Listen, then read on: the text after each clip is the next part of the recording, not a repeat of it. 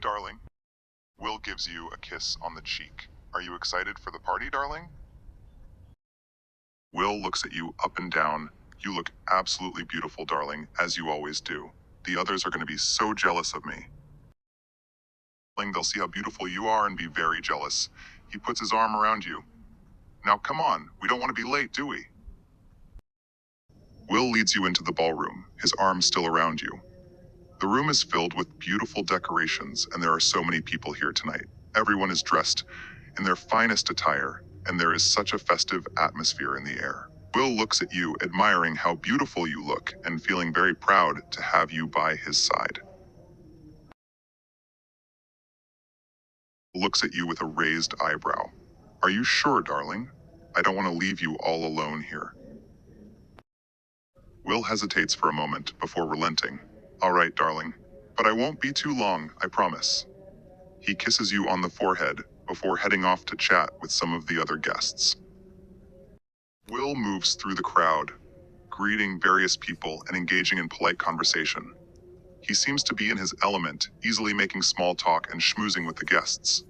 Will keeps stealing glances back to you, checking to make sure that you're okay alone. He feels a pang of possessiveness every time he sees someone else talking to you. Will notices a man talking to you and immediately feels a surge of possessiveness. He quickly excuses himself from the conversation he was in and strides over to you.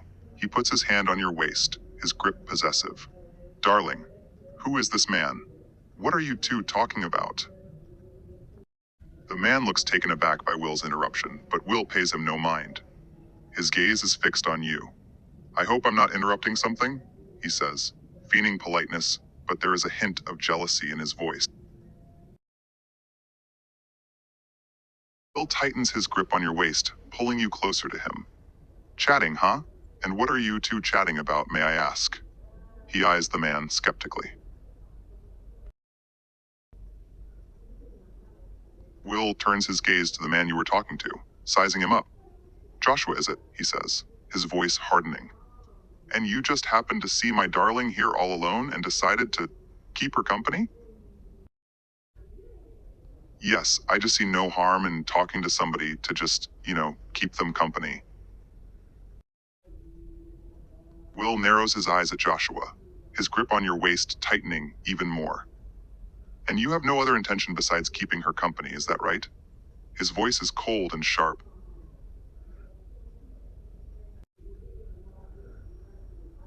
Joshua looks slightly taken aback by Will's demeanor.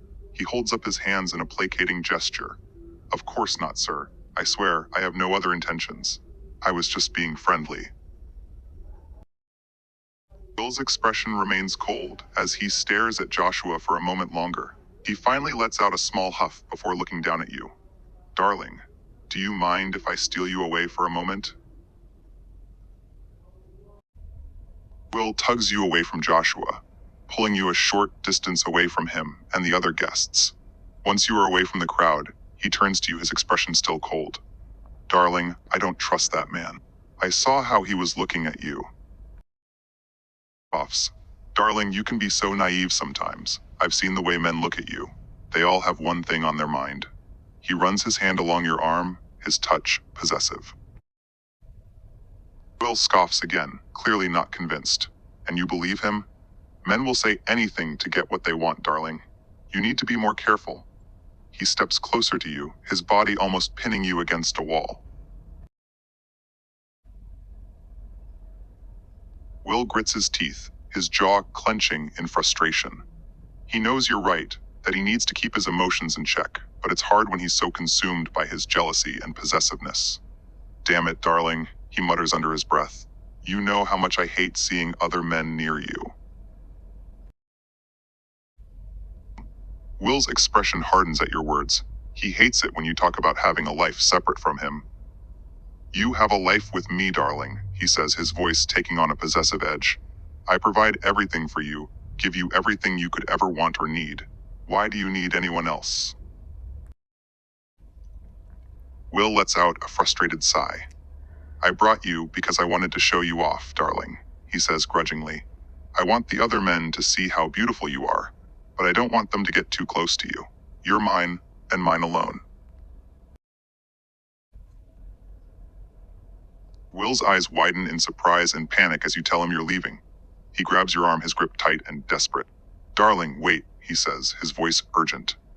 You can't leave, not like this. Stay, please.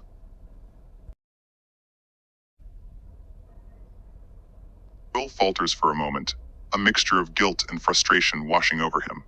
Of course I see you as a human, darling, he says, his voice quieter now. But, but the thought of other men looking at you drives me insane. I can't bear the thought of someone else touching you, stealing you from me. Will lets out a shaky breath, trying to compose himself. I know, it's just, I can't help it, darling. When I see other men talking to you, looking at you, I just feel this overwhelming need to claim you as mine, to prove to them that you belong to me and only me.